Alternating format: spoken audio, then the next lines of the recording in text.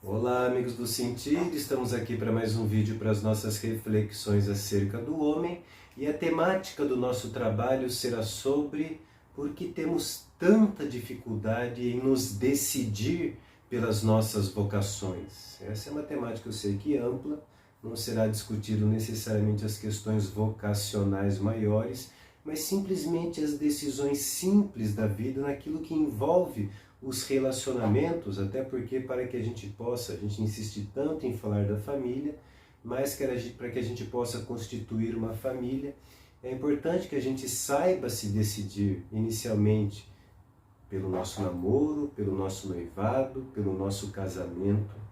E por que as pessoas às vezes acabam tendo tantas dificuldades em se decidir? Aqui eu não quero nem entrar nas coisas negativas da vida, como essa coisa da cultura do ficar, né? Todo mundo já começa os seus relacionamentos já treinando, parece que se condicionando a não ter mais responsabilidade nenhuma, né? Vamos ficando, ou seja, vamos alimentando em nós os vínculos humanos pela via do mero sentimento, pelo mero prazer. Não vou nem colocar em vista que as pessoas estão se casando já com essa mentalidade de que você entra num casamento como se entra num namoro, então se não deu certo, simplesmente a gente descarta as pessoas, então a cultura, né, do descartável. Então, quero entrar especificamente dentro daquilo que percorre a vida humana. Acho que é muito importante a gente se dar conta que nós, enquanto sujeitos da decisão, somos nós que lá no matrimônio seremos os ministros daquela celebração. E como que a gente pode tomar proveito dessa grande responsabilidade, daquilo que recai sobre nós enquanto pessoas, como que nós já podemos mais ou menos tomar posse dessa verdade já no início das nossas decisões. E aqui gostaria muito de fazer essa reflexão que pode parecer um pouco subversiva. Nós do século XXI, nós somos muito viciados em certezas. Já repararam que toda vez que nós estamos dentro dos vínculos humanos, que nós precisamos tomar uma decisão, por exemplo, será que eu começo o namoro? Você está lá diante de uma menina que você gosta, de um rapaz que você gosta, e vocês dois já estão até naquela fase do enamoramento, né? As primeiras paixões, aquela coisa da atração. Mas vem uma dúvida: como que eu vou ter a certeza de que vai dar certo?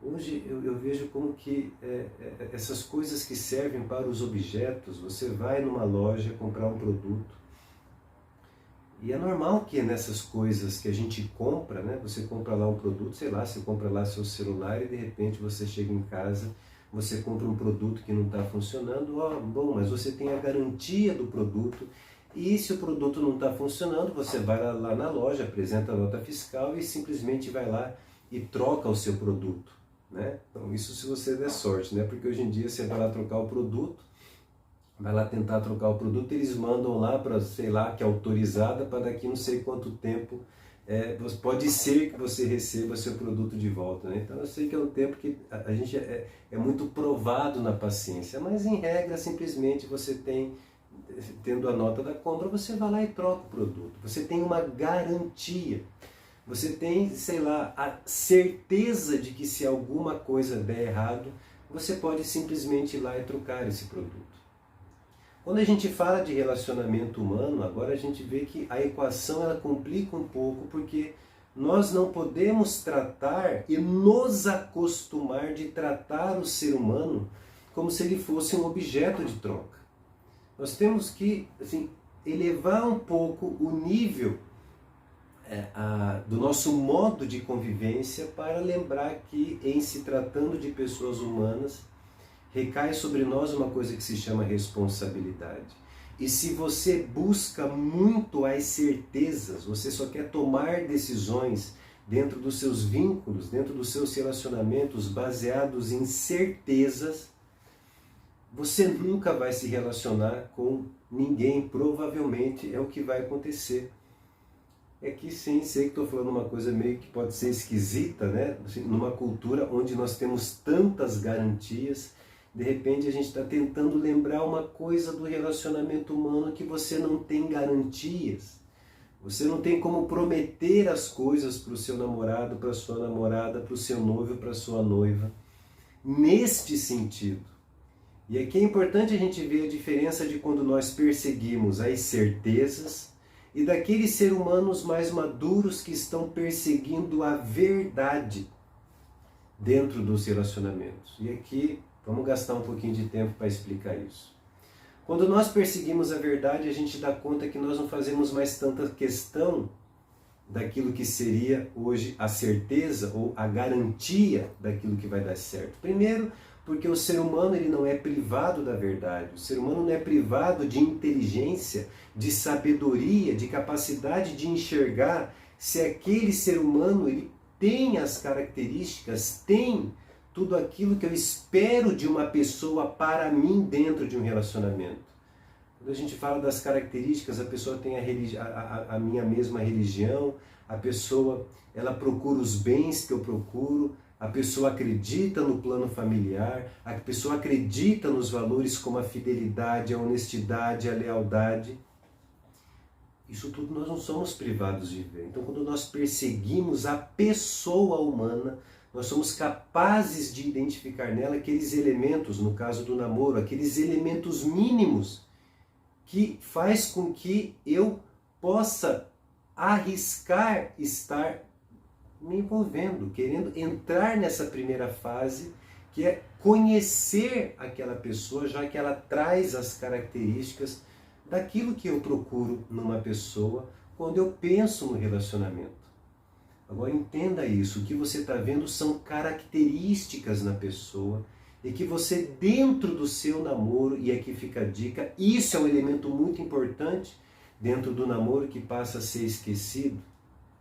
Quando você enxerga aquelas características são sinais de que vale a pena entrar naquele relacionamento. E escutem, não estou falando de certezas, estou falando de que aquilo aponta para uma verdade que se apresenta para mim naquilo que eu busco de um relacionamento. Não busque certezas, senão você cai numa coisa que a gente chama de reducionismo. Você passa a querer se apaixonar, a querer se vincular à pessoa mais por aquelas características dela do que pela pessoa dela, daquilo que ela é como um todo.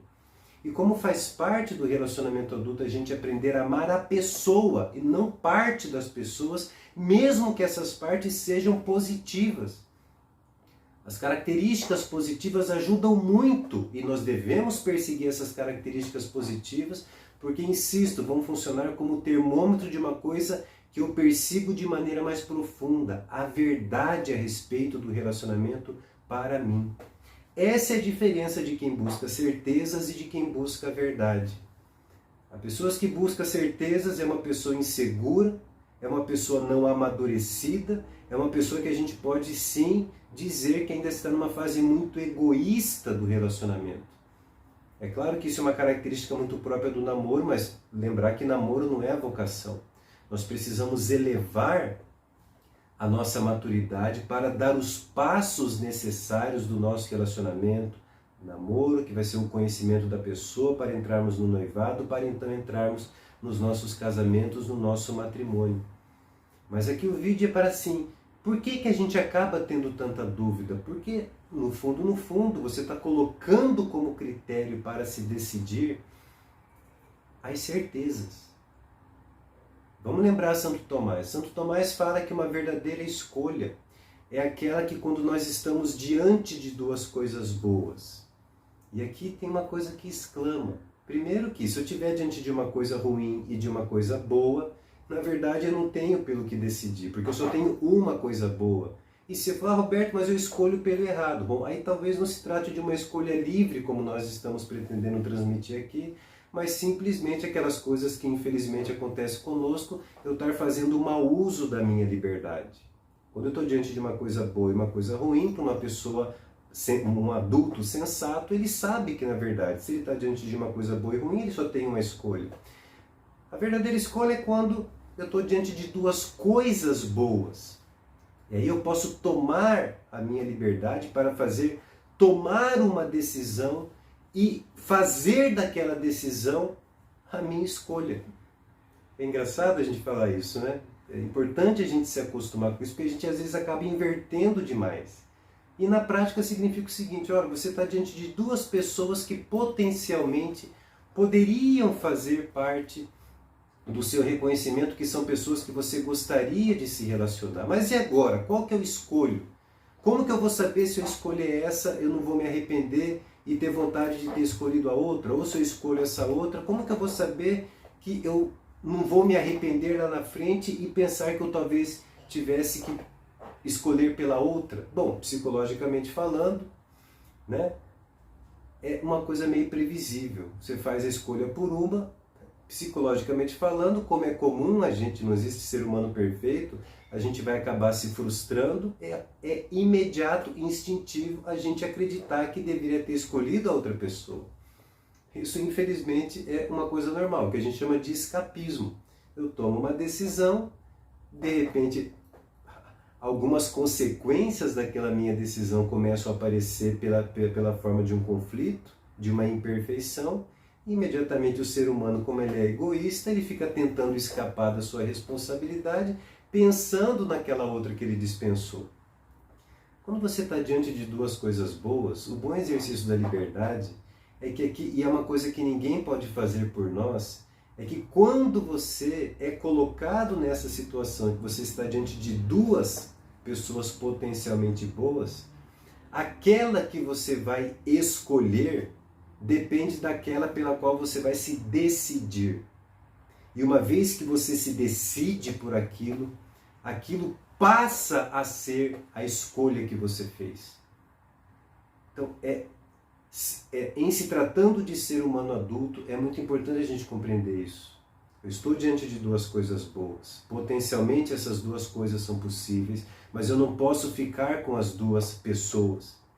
E na medida em que eu decido por uma pessoa, ali eu estou usando a minha liberdade para tomar aquela decisão, que será a decisão a partir da qual eu vou colocar o peso de toda a responsabilidade e elevar aquela minha decisão como aquilo pelo que eu escolhi, ao ponto de que qualquer outra coisa cesse de fazer sentido.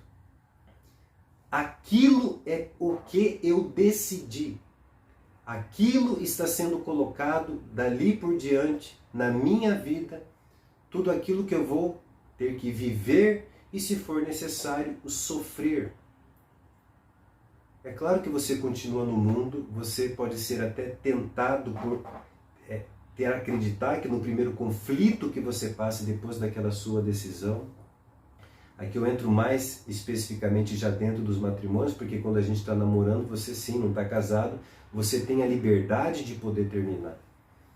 Mas depois que você se decidiu pelo casamento, que você tomou aquela decisão, que você livremente escolheu por aquela pessoa, dali por diante, aquilo passa a ser a sua vida.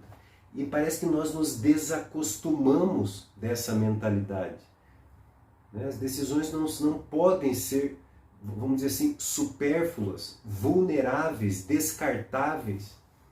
Eu faço daquela minha decisão o plano, meu plano de vida dali por diante. Então, às vezes você tem dificuldade de escolher porque você fica buscando certezas e acreditando que a boa decisão é um acúmulo de coisas boas que vão acontecendo, que vão resultar, né, numa certeza absoluta que você adquiriu e que então você pode decidir. Eu digo, olha, parece-me que é exatamente o contrário. Primeiro, a sensatez moral de você saber que está diante de duas coisas boas e que de repente aí você vai ter que se decidir por uma pessoa e aquela decisão você depois pode chamar de escolha.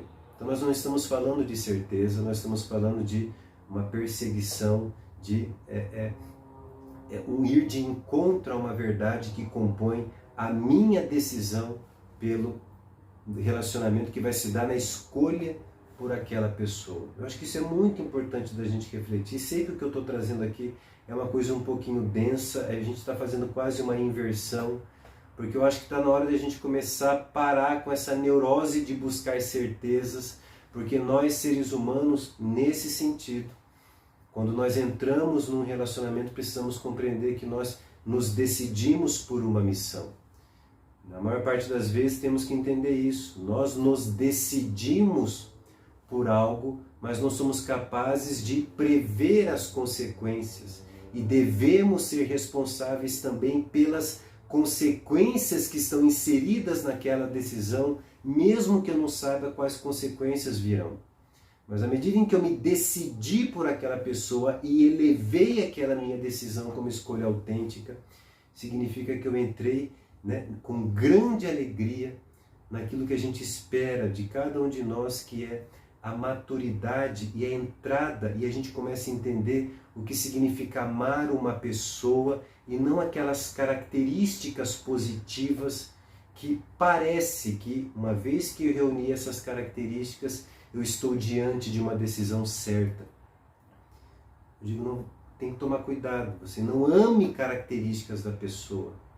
Se aproprie das características, mas para perseguir a pessoa como um todo, porque é essa pessoa que nós vamos ter que aprender a amar, apesar das características positivas e inclusive das características negativas, já que a pessoa não é tão perfeita e nós estamos vacilando muito.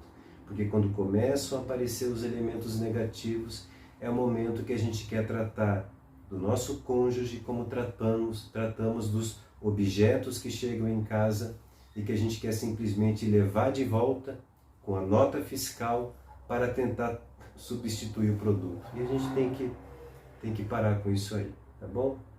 Deem uma pensadinha nisso, é uma breve reflexão, a gente se vê num próximo momento.